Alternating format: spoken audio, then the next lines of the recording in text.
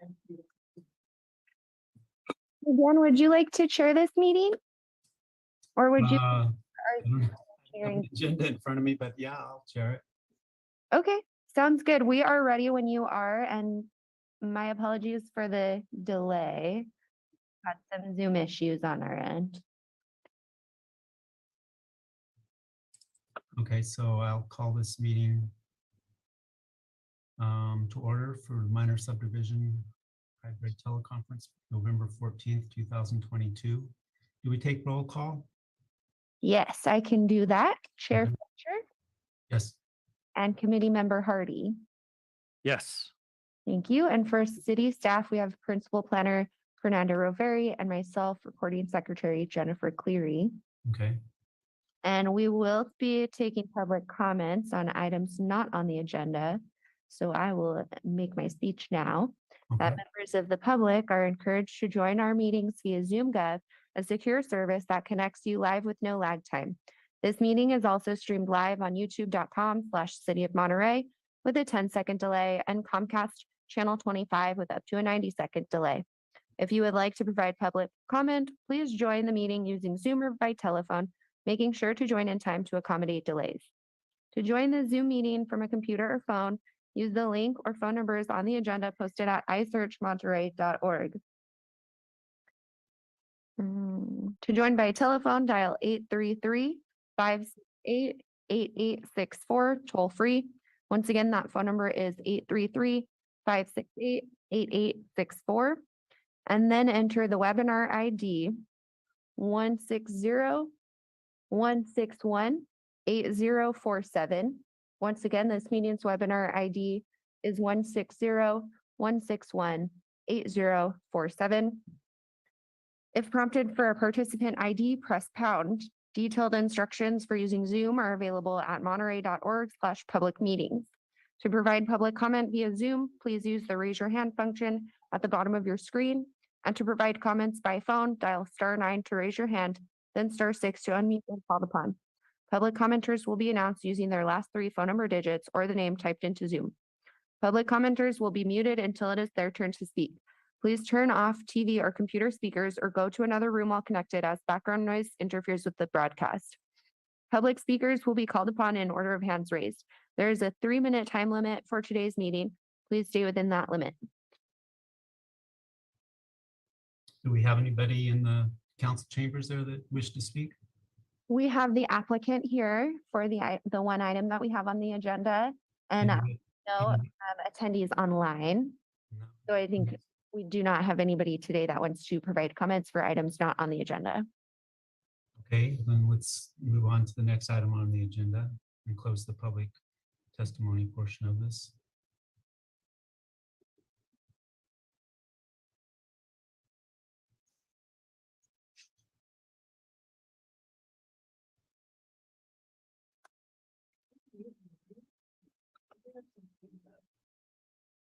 Does that work? Okay. Fernando, can you read into the record what item we're going to be looking at this afternoon? Oh, sure. Oh, here. Of course. Wait, that's right.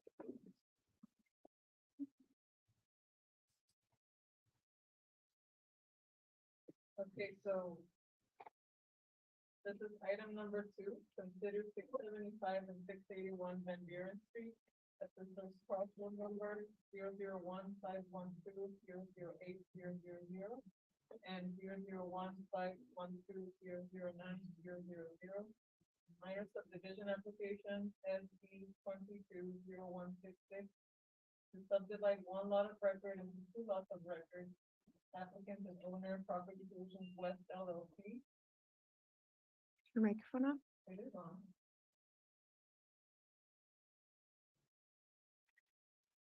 What's wrong? Yeah, it's on. Maybe lean towards it. Okay, applicant and owner Property Solutions West LLC. PCBES zoning district. Medium density residential and general plan land use designation.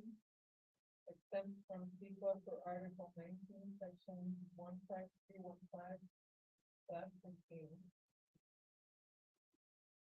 Thank you.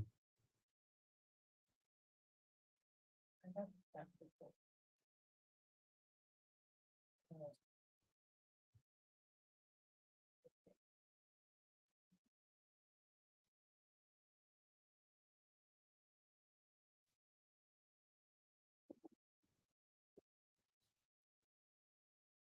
The project background is that, this lot is located in the downtown Pacific Point planning area. The general plan designation is medium density residential. The zoning is PCDDS. The neighborhood is the Old Town neighborhood. And it's located on Van Buren Street, at the end of Van Buren Street. At 675 and 681 Van Buren. There's also a 6-inch city sewer main line that, you can see it, it's the green line right here that cuts through the lot. On May 19th of this year, the minor subdivision committee adopted a resolution approving a lot line adjustment at this location. What happened was the surveyor for the applicant initially thought that this lot here was 2 separate lots of record. And so the applicant applied for a lot line adjustment, thinking that there already was a lot line separating the 2 lots. However, upon further review, the applicant surveyor realized that this is actually only 1 lot of record currently. And so there was no lot line separating the lot. It was just 1 entire lot. And so the applicant revised their application and is now applying for a subdivision to subdivide this lot of record into 2. So the proposal is for a subdivision of this lot. And the applicant is proposing a new lot line that would be roughly 10 feet north of the building at 681 Van Buren Street. There used to be a building at 675 Van Buren Street, however, that building has been demolished. And the applicant received the appropriate permits to do that.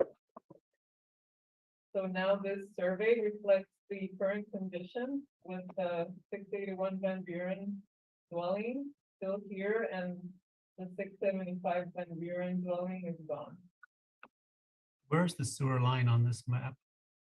Oh, the sewer line is a little difficult to see, but it's this line that goes through, I see it now. it doesn't perfectly align with the proposed lot line, but it's roughly in the same location. Right. Okay, thank you. So the idea was to have the new lot line be coincide with the location of the sewer line because the applicant is also proposing to enter it into a easement agreement with the city, Mhm. provide a 10-foot wide easement so that the city can later do repairs to the sewer line. Okay. The ultimate goal of the applicant is to reconstruct the dwelling at 675 Van Buren Street and expand the dwelling at 681 Van Buren Street. And so if the applicant rebuilds the dwelling at 675 Van Buren, it would need to be located outside of the proposed 10-foot sewer easement area. And also, the applicant is proposing a covenant of easement so that in the future, if the lots are sold separately, the owner of each lot would have the ability to make repairs to the sewer laterals that will connect to the sewer main. Because the sewer easement is not perfectly aligned, it may be that one owner will need to enter the other owner's property to make sewer lateral repairs. So that is the purpose of the covenant for these. Okay. This is the exhibit that the applicant survey prepared. This exhibit shows that 10-foot wide sewer easement. That is, that would get recorded at the same time as the subdivision. In order to approve this subdivision, the application needs to be consistent with Monterey City Code Section 33-4. And there are 5 findings. The first one is that the design or improvement of the proposed subdivision is consistent with the objectives, policies, general land use and programs of the city general plan and the applicable specific plan. This is consistent because the land use would remain the same. It would be medium density residential land use. There are no minimum lot sizes right now in the downtown specific plan. There are also no minimum setbacks in this plan. There are also no coastal plans that apply. And the applicant, by proposing the lot line 10 feet away from the remaining building, that wouldn't cause any building separation. That is sufficient separation for fire safety.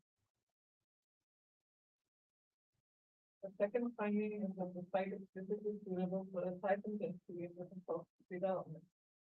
This is consistent because the land use would not be changing. Number 3 is the design or improvement of the proposed subdivision are unlikely to cause substantial environmental damage or substantially and avoidably injure fish or wildlife or habitat. There would be no environmental damage with the proposed subdivision because the land use is not changing and there wouldn't be any site changes. There aren't any site changes proposed with this subdivision. The design of the subdivision or the type of improvement is unlikely to cause serious public health problems. This is consistent because there would be no public health problems because there are no land use or site changes proposed. Number 5 is that the design of the subdivision or the type of improvement will not conflict with easements acquired by the public at large for access through or use of property within the proposed subdivision. So there are no existing easements on the property, so this finding does not really apply. That recommendation is that the minor subdivision committee adopt the resolution approving the subdivision, but also repeal that resolution from May 19 that approves the lot line adjustment, since that was done on fall consideration. Thank you, and I'm available for questions.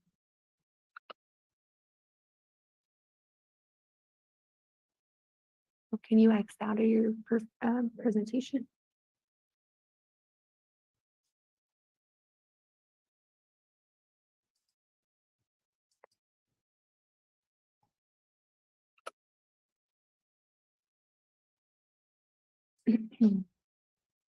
Now's the time for committee member questions, if anyone has those. I do not. Nor do I. That was a good presentation. Thank you. And then if the applicant would like to speak, now is your time to do that. Okay, then we will move on to public comments. I see nobody joined in the chambers or on Zoom, but just in case someone's watching and wants to comment, to join the Zoom meeting from a computer or phone, use the link or phone numbers on the agenda posted at isearchmonterey.org. To join by telephone, dial 833-568-8864 toll free. That phone number, once again, is 833-568-8864. Then enter the webinar ID 160-161-8047. Once again, the full webinar ID is 160-161-8047. And I do not see anyone freshly joining the Zoom meeting, so Okay. no commenters are present. Okay. Is the applicant present? Does he want to, or she, or? The Okay. applicant is available, but said they don't want to add any extra information. Okay, so there's no questions for staff. No more public comment. I guess we take a vote on this. Since Yeah. only two of us. Strange, huh? Yes, we do need a vote, but first, if either of you have any comments, you may provide those at this time. I just think it's pretty straightforward. I'm in support of this application. Likewise. So do we need to make a motion to do that? Yeah, so I'll just make a motion that we approve the subdivision application number, is it M?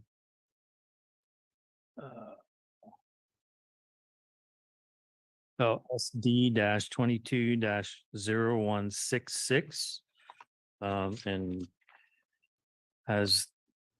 the resolution that's included in the staff report as submitted. I'll second that. Any further discussion? No. Jennifer, can we have our roll call vote? Yes, Chair Fletcher Yes. and Committee Member Hardy. Yes. Thank you. This application is approved with the vote of 2. That's our full committee today. And it is appealable to the Planning Commission with forms found at the planning office within the next 10 days. Thank you. Next item, committee member comments. Any comments, anything? I have none. Okay. Informational reports and staff comments. No, we have none. Okay, we can adjourn this meeting then. Thanks everyone for coming. Thank you. See y'all. Thanks, Dan. Cheers.